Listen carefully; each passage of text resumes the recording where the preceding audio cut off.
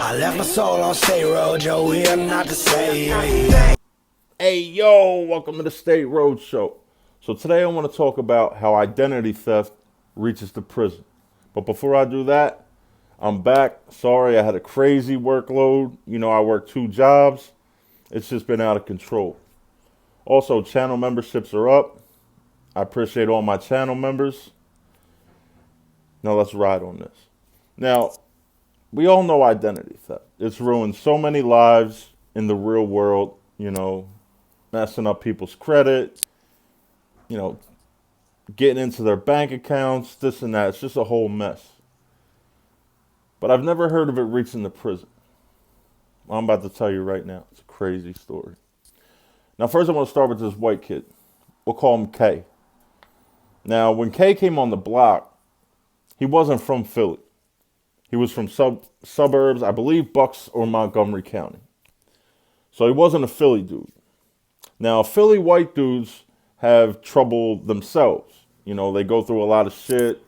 You know, they gotta, they just go through a lot of shit if they allow themselves to go through a lot of shit. And a lot of them do. So it's not just because he was from the suburbs.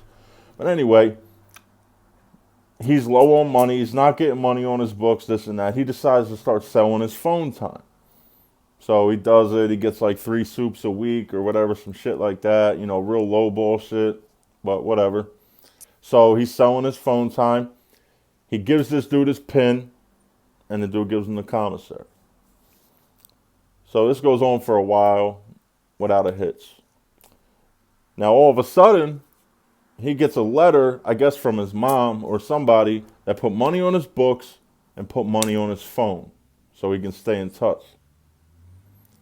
So he's like, damn, like I got to go get the pin off this dude. Like, I got to stop this whole situation. So he walks up to the dude.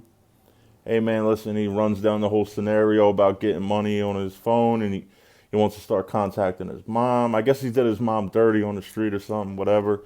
But she wound up, time heals all wounds. She wound up putting money on his phone. He says, yo, man, I need to get my pin back, this and that. I got money on my phone now. I'm going to keep in contact with my mom. So the dude ignores him. Like, yeah, let me go. I'll get it for you. Give me a minute. And you know what that means. You're pretty much burnt for that. So he goes back to him later in the day and like, yo, man, I want to talk to my mom, this and that. Let me get my pen back. I guess he didn't memorize it by heart because a lot of us don't. They give you a yellow sheet of paper with your PIN number on it, or no, pink piece of paper with a PIN number on it. And, a lot of people, like me for a while, until you memorize it, I used to have to take it to the phone room and put it in. So he goes up to the dude again. Hey, man, I'm sorry to bother you, this and that. Like, I need my pin back. Now, let me say one thing real quick. We tried to pull this dude under our wing. At this time, out of 162 men, we had about 15 thorough white dudes. So we were like, yo, man, what's up, this and that. The dude was like stuck up and this and that. He didn't want nothing to do with us. He would say what's up and this and that. So we're like, all right, we already know what's going to happen with this dude because you have to stick together to some point or you're going to get abused. But anyway, so he goes up to him, like I said the second time. Hey, man, listen, I really need that, this and that. He's like, listen, man, we made a deal. That shit's mine. He's like, no, you don't understand. Like, my mom put money there. It's not just it's not the county phone time. My mom actually put money on there. Like, county phone time, you get 10 minutes a day. Unless you put money on your books or on your phone, then you can get more time. So he's like, nah, we made a deal, bro. Like, nah, bro, I ain't doing nothing. Ain't nothing there. So he walks away with his head down and this and that. The next day, he really wants to get in contact with his mom, which he should be able to. Like, the deal's done if I say the deal's done. That's how real ones carry it. So he goes up to him again. And dude's in the back of the block getting his hair cut. So he's sitting there waiting till dude's done getting his hair cut. The dude gets done. He pulls him aside. Yo, man, I really need that. Dude smacks him. Bang! Smacks him. Right across the face. Dude does nothing and walks away. Didn't put up a fight. Didn't curse at the dude. Didn't do nothing. Just took it. Just ate it, right? So he goes back to his cell, this and that. Now the whole block just seen you get smacked without any retaliation whatsoever. That's open season. That's blood in the water for sharks. So now the same dude who smacked him, his boys or this and that are abusing this dude. Every time he comes out of his cell, get the fuck back in your cell. And he would put his head down and go back in the cell. Now we're watching this shit like, this is why we approached the dude. We didn't want nothing off the dude. It's just that we got tired of seeing how white boys would get abused. And that's just how it goes, man. Ask anybody that's been on State Road or anything like that. They get abused, bro. So like one time he comes out and the dude's standing there, give me 20 push-ups. They're making this dude do push-ups in the middle of the block. Like, we're like, man, this fucking dude, like, he was arrogant towards us, snobbish towards us, but it's starting to make us heated. So this dude's trying to get off the block. And I guess he was a halfway real one by the way he went about getting off the block. So he goes up to the desk, asks a female guard for something. She, does her ignorant ratchet shit, which he probably expected. And he says, fuck you, bitch. I'll smack the shit out of you. Like, damn, we're not too far away. And he says it loud as shit. And it's like, damn, this dude's going to smack a female guard, but he won't fight this dude. It was a check-in move. So immediately, her partner stands up, puts him against the wall, puts his hands behind his back. He's going to the hole. All right, he's in the hole. So now he has a cellie, another white dude, which this surprised me when I heard about this. Another white dude is his cellie in the hole. So he's in the hole. He winds up getting 30 days. Now he goes in the whole cell with a dude that was down for 120 days. He swung on a cop, was fighting with the cops, this and that. He wasn't getting out of the hole for damn near half a year.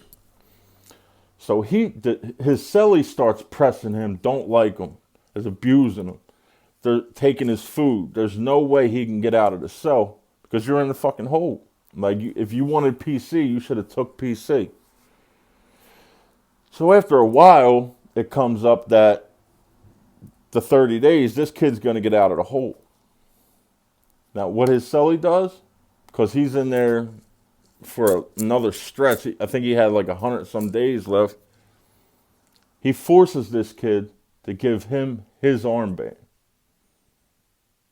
Now, we used to do that a lot when it come to commissary, things like that. Like if I was at court and you were my cellie and you were white, or if not, I would pull another white dude to be in my cell, give him my armband, and when my commissary came, he would show the armband. They don't really look at it, just make sure, they pretty much just make sure you're white and the thing's white, and they would give him the commissary.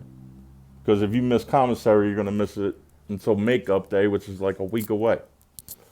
So anyway, he presses this dude to give him his armband. The two transport cops come to his whole cell, say his name, step to the gate, puts his armband. All right, cool. They let this dude out of the hole, the dude with 120 days. He made this dude switch the armbands.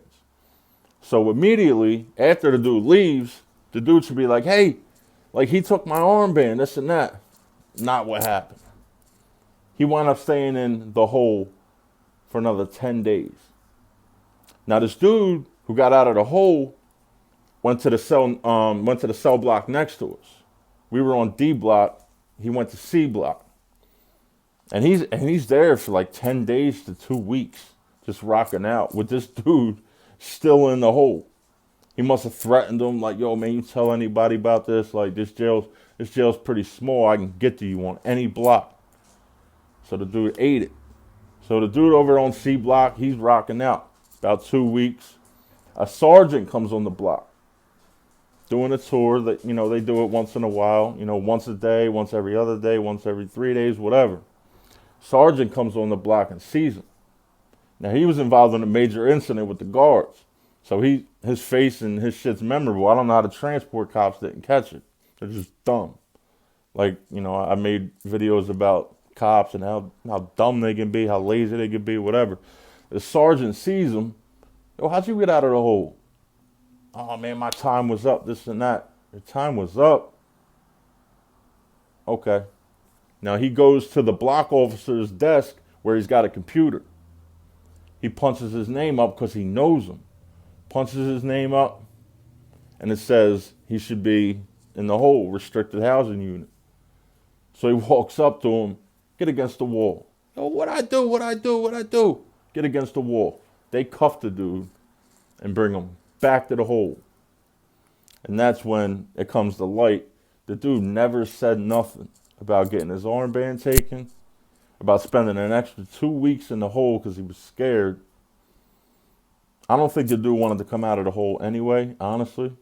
It might have been a blessing to him, even though I couldn't fathom wanting to stay in the hole any extra than I had to. But I guess he was scared to come back to the general population. And yeah, dude took mad advantage of that dude. I never seen that dude again who took the armband or the dude who gave it up. But that's a crazy ass story from the hole. But yeah, man. Like the video if you like the video. I try to leave you guys with a moral, man. I've said it in other videos. Stand up for yourself. Taking a punch is nothing. It's really not. You don't feel it till the day after or the day after that, really. Your adrenaline's up. It's nothing. Always fight. Always get down. Because if you don't, you're going to run into a harder bid than you would if you just took that beat down by fighting. Or who knows, maybe you would win. Yeah, like I said, like the video if you like the video. Subscribe, you're going to become a part of the State Roadshow community. And until next time, this is Kenzo, State Roadshow. And remember, it's cuffing season. Don't give them no fucking reason. I'm out. I want to give a shout out to my channel members, Desrion Rudolph, Lily, John Walker, Betsy Lou, and Ash Chaya. Thank you for being a part of the membership. Peace.